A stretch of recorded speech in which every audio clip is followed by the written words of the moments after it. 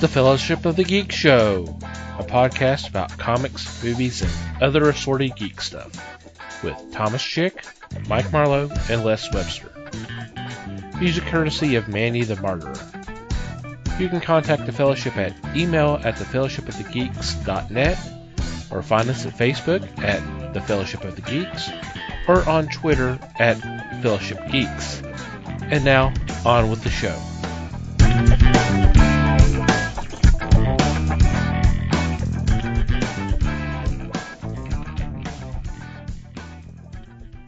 Hey everybody, welcome to the Fellowship of the Geeks show, podcast. It's 2.0. My name is Thomas Chick, and for today's episode, I'm joined by Mike Marlowe. Hiya, gang. And Les Webster. Hello all. How are you guys doing? Doing all right. I'm doing well too, thanks. Well, I want to thank everybody for joining in for our initial podcast. We had done webcasts several years earlier, and if you go to our website, www.thefellowshipofthegeeks.net, you'll be able to see some of our episodes on YouTube. Feel free to do that and leave any kind of comments, suggestions, or questions about what we've discussed before.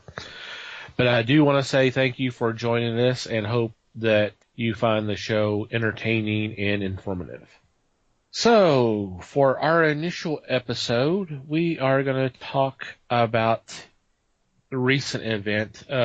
Those who are probably familiar with this, a Comics Pro, which is an organization of retailers, and they had an annual meeting here recently that also included publishers and creators of comics, and to basically give the retailers a heads up of what to expect down the line, and basically just to hobnob with other retailers, get some ideas and that kind of thing. And one of the things that really popped out to me, and I know it popped out to Mike as well, was a speech that was given by Eric Stevenson, the publisher of Image. I did get his name right? Eric Stevenson? Yes. Okay. But he called out the industry for stunting its own growth, talking about how now could be the golden age of comics, regarding all the writers and artists that are now applying their craft to the industry, and that this could be just so great if it wasn't for the constant reboots, renumbering of titles, relaunching lines, doing crossovers, events, variant covers, those type of things. That really the concentration should be good characters, quality stories, quality art, and everything would be fine. And in our notes, we will have a link to this particular speech that he gave, so you can be able to read for yourself. Quite honestly, when I read it, I was like, wow, yeah, I agree with what he said. Now, Image has been a little guilty of doing variant covers itself. There are a couple of titles that may do 2 covers. Recently we had The Walking Dead number 150 with a half a dozen covers, maybe a little bit more. But for the most part, they don't do the variant covers. They don't do the crossover or events. And the main reason why they don't do that is their books don't really lend to it. They're all separate stories. There's no shared universe, so they can't do anything like that. One exception would be the Hack and Slash Nailbiter crossover that came out last year. That's about it, other than what kind of hero universe they have, which is very small now compared to how they started it back in the early 90s. So I agree with what he said. I think he was dead on. I know that may have some people upset with what he said. I do want to extend on something But I want to open up the floor to you guys because I don't want to take the whole time talking about this. So, Mikey, what's your thoughts? I have to agree. I think there, well, and with conditions. I think he's got some really good points. I think he's making the point that it's the stories that are important and not just the quick sale. I mean, he talks about short-term versus long-term sales and how all the variant covers and all the one-shots and all that stuff are just gunning towards just getting somebody to pick it up and buy at one time and not being all that concerned about return customers and repeat customers and all of that. I think he comes across as a little pie in the sky and maybe a little self-congratulating to an extent because I mean, and it's hard not to because what he's basically saying is, hey, my company is the one that's doing it right. So y'all all need to just get in line. That said, I mean, honestly, Image probably is the company that's doing it right now.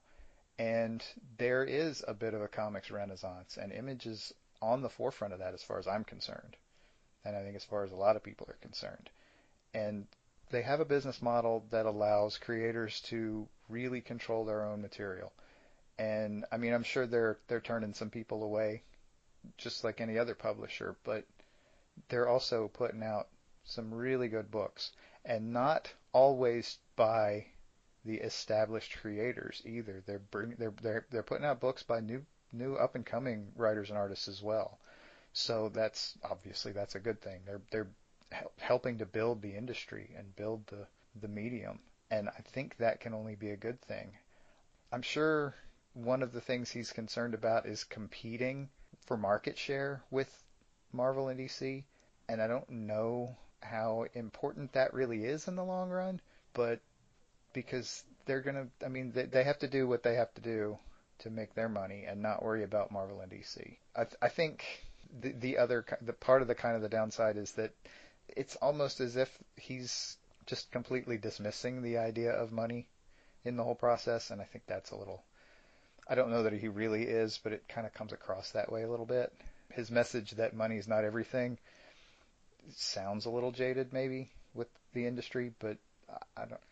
Overall, I agree with him because I do see that Image is putting out a lot of the best books right now. Not all, but a lot. I mean, I honestly, I don't buy a whole lot of Marvel and DC stuff myself. I tend to focus more on the smaller publishers because they're putting out the interesting stuff. I mean, superhero comics are not my thing, and I'm not a collector, so I'm not bothered by these things. So I, he's singing my song here at this point. Les, what do you think? I'm going to make it unanimous. I agree with the idea that things have to be reined in. I do believe that Image has a problem, though. They have a tendency to run a series for 6 issues and say, and now we'll be back in 6 months. Well, in 6 months, I've forgotten what you've done previously and have to dig through to try to remind myself what was done. The problem I see with Marvel is that if you want a special variant cover, as Thomas, you know, you have to purchase a percentage above a title. And it may not even be relative to the title you want the variant of. As an example, if you wanted a special cover put out for Star Wars, you have to increase your order for Daredevil to meet the criteria. And to me, that's ridiculous.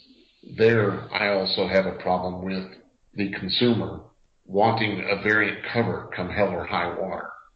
I have personally done that. And after about 3 times, I said, I can't do this anymore. I have given up on trying to obtain every cover for a book.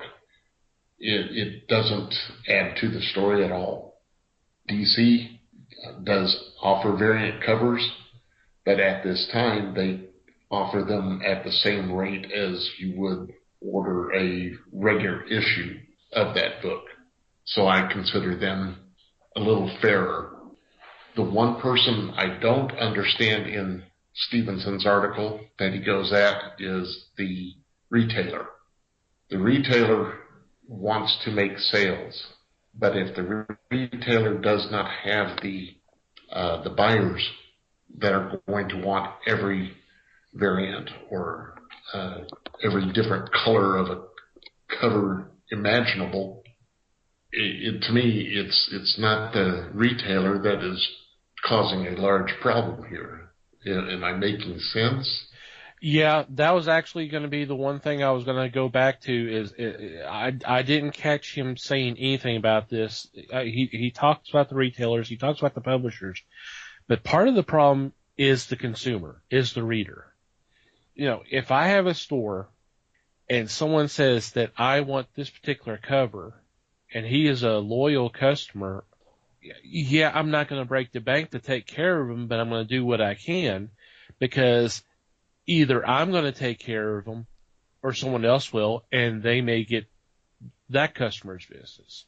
So there's the collectors and the regular customers that share a little blame in this. Retailers are trying to respond to the collectors and respond to the readers. It's not that they're doing this just, whatever reason you want to call it. They got to take care of the customers or they're out of business and someone else has them. Well, and they have to do it through whatever weird rules the publishers come up with.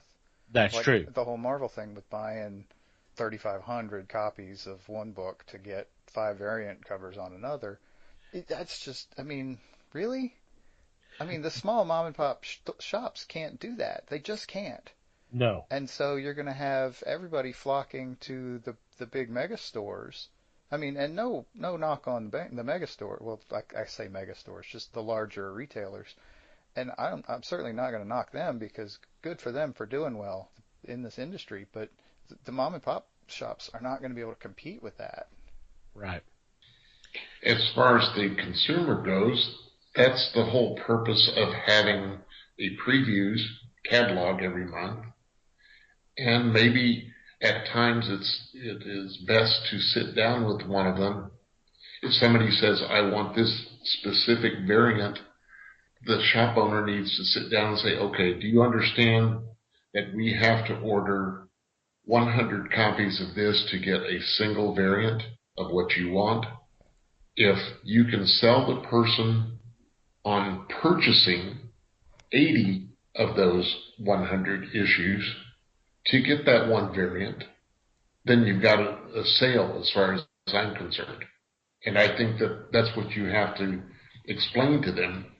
Yeah, they can take them and sell them on eBay, sell the regular issues on eBay if they want.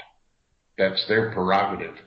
But they've got to fork over the $4 an issue times 80 to get the one variant.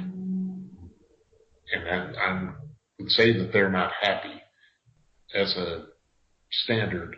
That kind of consumer is not happy about having to hear that. They have to live with it, though.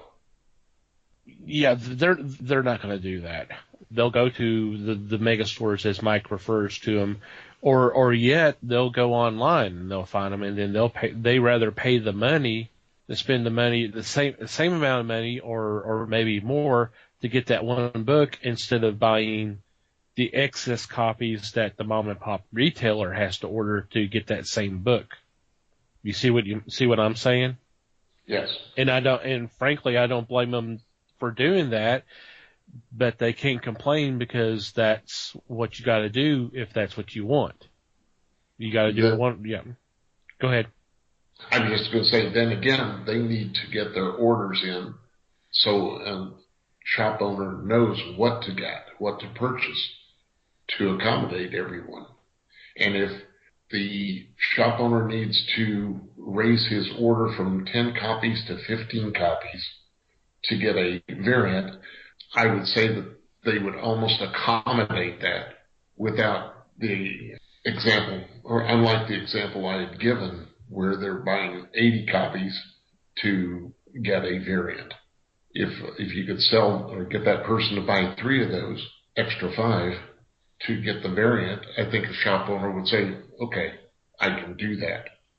But it's up then to the consumer to consider where everything stands and not just bellyache when they come into the shop and say, well, I know they had a variant. Why don't you have it on the shelf?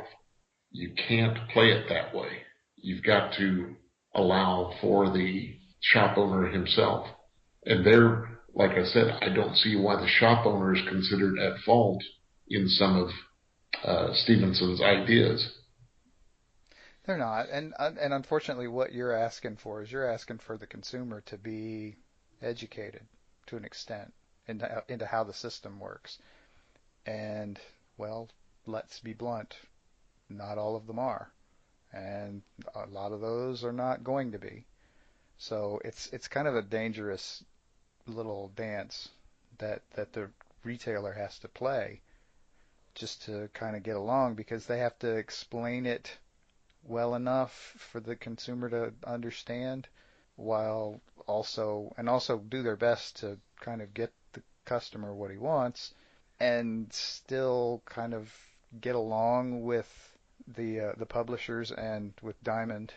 And I'm sure we'll discuss Diamond at some point by itself as its own show. But it's hard to blame the customer. For me, it's hard to blame the customer for pushing the retailers because the publisher is setting a weird expectation for the retailers to then, well, they're setting a weird expectation for the customer, who is then turning around and expecting the retailers to meet up to that expectation, and that's really unfair to the retailers. Yes. Which is basically exactly what you just said. So anyway. Well, and I didn't mean to make it sound like the customers are at fault, but they do bear some responsibility because I mean, as we've already said, the retailer it has to respond to the demand of their customers, otherwise they're going to go out of business. But they has to be realistic because they can go out of business trying to do this horrible game that they have to play. Because I don't understand this whole thing of, okay, you have to order 150% off of what you did on this particular issue number. Say, for example, you're wanting to order a variant cover for Joe Blow number 5. Okay, so get this particular variant, you have to do 150% off of Adventures of Mary and Steve number 4. Oh man, I love that book. That's a great book. If you only ordered 5, then you're only talking about having to order 3 more. But if you had to order 25, now you're talking about some serious extra books that you don't know what you have to do with them. I mean, where hopefully you can sell them, or are they going to eventually wind up in the dollar bins, and then you're eating a good cost out of the books. Not to mention all the algebra you had to go through to figure all of this crap out. Well, actually, something has just changed recently with Diamond that where they actually figure that all out for you now, which is kind of interesting. That's very thoughtful of them. It's very thoughtful of them. So now when you can do like the weekly FOCs, then and you can go in and look and says, okay, you have to order this many copies to qualify for ordering that book. So it's nice of them to do that.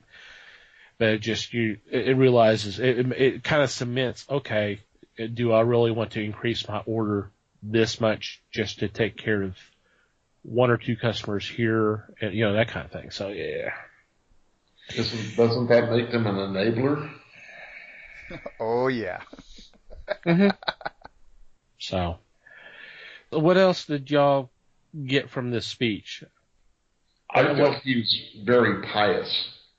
I will go along with Mike's look at him, but I say that he looks kind of pious in what he's saying. Like he is at the top, and he looks and sees that everybody is doing it wrong except Image. And I can't say that Image doesn't put good work out there, because they do. But not everything that Image puts out is top notch, like any other publisher. Not everything is going to be the greatest out there. Yeah. They don't have the numbers in regards to unit sales as in individual comics, but it's kind of hard to compete for that when supposedly one of the factors that Marvel and DC look at if they're wanting to cancel a title is if they're selling under 40,000 copies. Image can't compete with that. But if you look at the trade numbers every month, there's always what half of the top 10 in trades and graphic novels are Image titles, and they're not all Walking Dead. There's also Saga and Birthright, and I don't want to go all through all the list, but they're always up there at the top regarding trades. Speaking of which, another cool thing that Image does with their trades is their Volume 1 trades, they're 9.99, That's right. regardless of how many pages there are. So Always a Volume 2 might be like 16.99 just to kind of because it's a bigger, like a 6 issue arc, but the Volume 1 is always going to be 9.99, and so that's kind of their leverage way into that market. So they actually, I think that's a really cool way of handling it because I mean I'm sure they're making it by the skin of their teeth as far as profit margin goes, but it's definitely getting trades into people's hands, and I mean honestly, mostly those are the ones that are probably hitting that top 10, but it's I think it's a smart move. it's worth the risk because that makes it more attractive to the reader, and that lets the story sell itself. And then okay, I like that one, so when the next trade comes out, I'll get that, and then that's when you get them hooked. I think it's a smart idea. Yeah, and also I'll pick on something you said earlier, Les. You talked about having to wait for the start of the second arc a lot of times.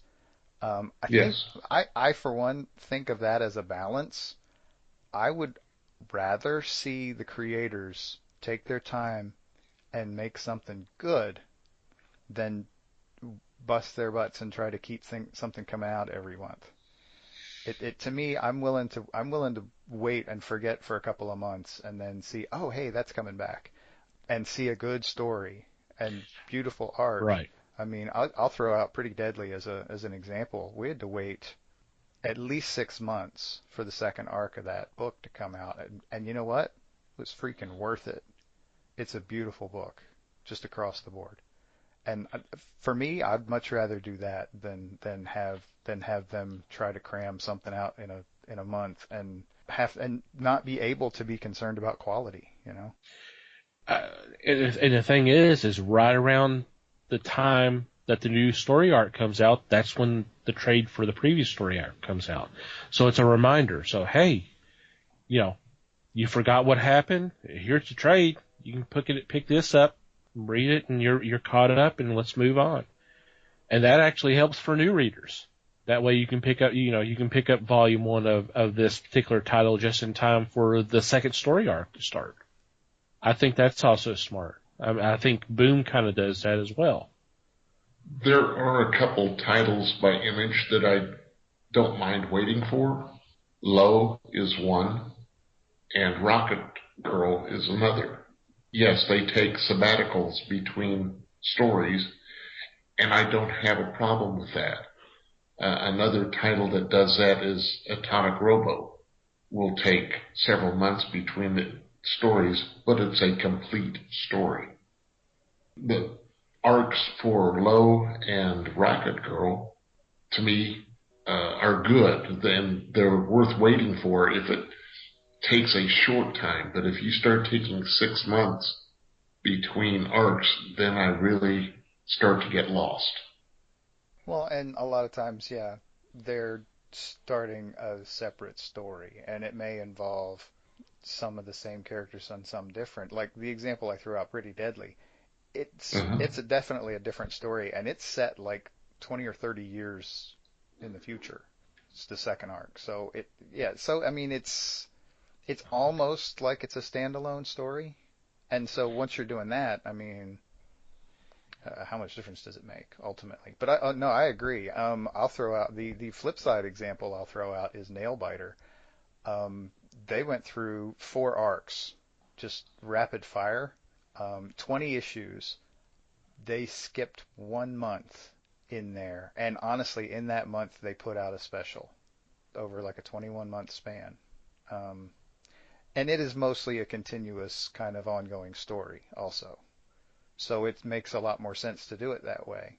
But they also plotted it out beforehand very carefully, at least up through Arc 4, just to get it so that they would know they could do that. So it kind of works both ways. It kind of works either way.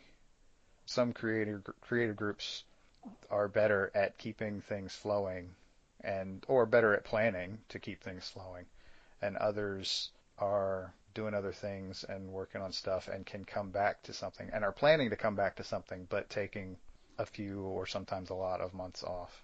Yeah, I agree. that's what I was about to point out, Mike, is a lot of these creators for Image are doing other projects, and some of them are for Marvel and DC. So it's not like that's the only thing they're working on. So there may be breaks for reasons other than just, hey, let's just take a break. It's just that's other things are in play. So okay, was there anything else y'all wanted to kind of go over regarding the speech? I did like the fact that Stevenson brought out there were people that were totally for a publisher and would buy everything and anything that they put out just so they don't miss a story arc or a special event or anything like that. And there are people that do that with the big two all the time because the big two are known for dragging stuff through to make sure that you pay attention to every comic they're putting out for those 2-3 months of an event. DC did that recently with their convergence, but to me, they had the smarts to shut down all titles and put out nothing but convergence. So when you finished that 2 month story arc, you're back into the groove of their main titles. Marvel just ran their big Secret Wars campaign, Secret Wars 2, 3, whatever, and they were shutting down titles because they were being delayed, not because it was planned to stop the title. It was just the delay that they underwent, and it threw a lot of people off, especially when they found out about things in their titles when the titles resumed that were not at that time finished in the Secret Wars storyline. But people purchased everything. I've done some of that myself, but I luckily am like both Thomas and Mike that I have found independent comics that satisfy me very greatly, and I'm appreciative of that. Everything from something from IDW to Rachel Rising by Terry Moore and Abstract Studios. That's the stuff that it should be looked at. People should be paying attention to that stuff too. And I'm going to step down from my soapbox. Thank you. Agreed. Oh yeah, definitely, especially with Rachel Rising. Awesome Mm-hmm. book, which is coming to an end soon, sadly enough. Unfortunately, yes. 42, which was just solicited for May, will be the final issue, unfortunately. So, Aww. yep. Any final comments before we put this to bed and take a break before we come back and do our picks? Nothing here. Nope, stick a bow on it. Okay. All right, when we come back, we will do our picks for the week.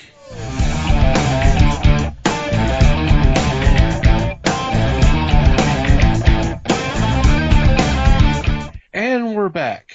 And it's time for our picks. And leading us off is Les Webster. Thank you, Thomas. What I chose this week was a pair of books from Classic Illustrated. Sorry. Classic Illustrated is putting out the illustrated story of the First World War and a second book of the illustrated story of the Second World War.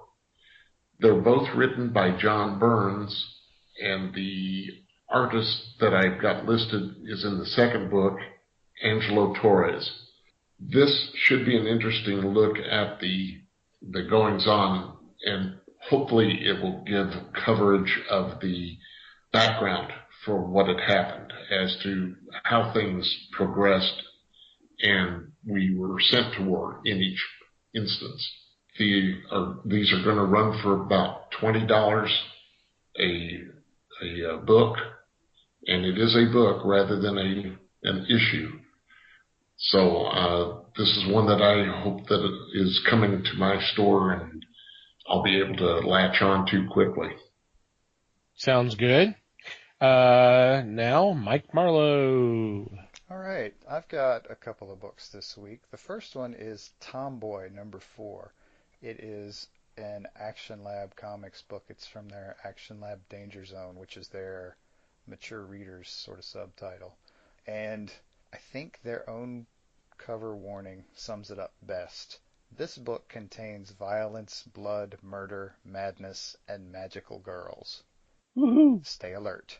It is written and drawn by Mia Goodwin, and it is a story of a teenage girl whose father is a medical examiner and her grandfather is a retired cop, and her best friend and her best friend's father are killed by a crime boss on the same day, and it sort of pushes her into what can most simply be described as some sort of supernatural event during which she lashes out, we'll say, because I don't want to give too much away.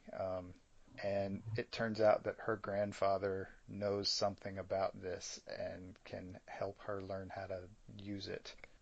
It's really kind of a fun little story dealing at least somewhat, maybe a little indirectly with organized crime, but the organized crime theme continues into my second pick, which is a Dynamite book called Seduction of the Innocent.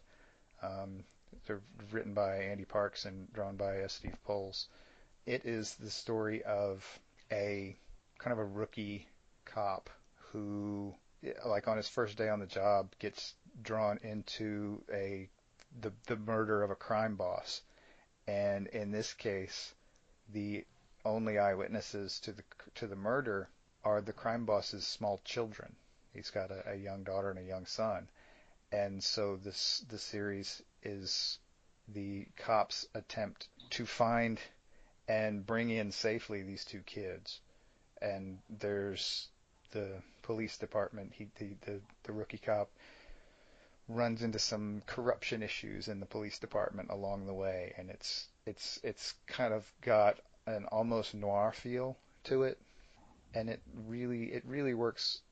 It really works well. It's like more complicated than a noir. A noir you kind of think of as being an older type story, and not all. A lot of things are cut and dry, but this has got some depth to it, and it's a much more interesting story than it might seem on the cover. And speaking of the covers, Francesco Francavilla is doing the covers, and they're Woohoo! unbelievable. Oh, They are up to his usual amazing standards. he is so awesome, it's not even funny. It is ridiculous how awesome he is. Good choices for both of y'all. Those are really good. For my picks, I'm actually going to Action Lab as well, although it is the regular line, and I'm going with Action Lab Dog of Wonder #1. Written by Vito Delasante and Scott Fogg. And Vito, I'm familiar with his work from, and I was just thinking about this, getting ready to talk about this, Stray, which was a miniseries that came out last year. So there's a little bit of a dog theme here, but Stray is a traditional superhero, where this one is a little bit more of an all ages. I mean, come on, it's a dog, kind of a superhero dog with a jetpack, flying around with a jetpack. That's got to get you at least interested. Yeah, come on. It's a dog wearing a jetpack. Seriously, how do you not buy this? Come on. And with art from Rosie Higgins and Ted Brandt, who were the team for Princeless Raven, the Pirate Princess. So that one looks like that may be a lot of fun. I'm definitely interested in seeing how that's going to be. The second one is going to be, it's a DC title, so I'm the only one who picked a Big 2 title. What do you know? It's Green Lantern number 50. One of the first new 52s to actually hit 50. It's written by Robert Venditti, who's a writer I actually came to know from his work on Valiant titles, more Exo Manowar, if I'm not mistaken. And art by Billy Tan and Mark Irwin. And the reason why I'm excited about this one is the last few issues they've been teasing that Parallax in the Hal Jordan form has somehow made it into this universe, and he's heading to Earth to deal with Hal Jordan. So we're going to have Hal Jordan versus Hal Jordan. And this is supposed to be the battle, and we'll try to find out how he got here and all that. So it's gonna be fun. I'm not sure how it'll end up, but I can't wait to read it. That's our picks for the week, and that's our episode for this week. We appreciate you tuning in and listening. If you have any comments, suggestions, or anything else you'd like to ask of us, there are several ways you can contact us. We do have a contact form on our website, www.thefellowshipofthegeeks.net, or you could just send us an email at thefellowshipofthegeeks.net. You can contact us via social media. We're on Facebook at The Fellowship of the Geeks, and we're also on Twitter at Fellowship Geeks. Mikey has his own personal Twitter page at Mikey Geek, and I do as well at TomTCGeek. Les does not have one just yet. We've been threatening to set up one for him, the fake Les Webster. We may do that one day when we get the time, but right now he doesn't. So, any other final thoughts before we sign off for the day? I'm not allowed to think. Okay, alrighty.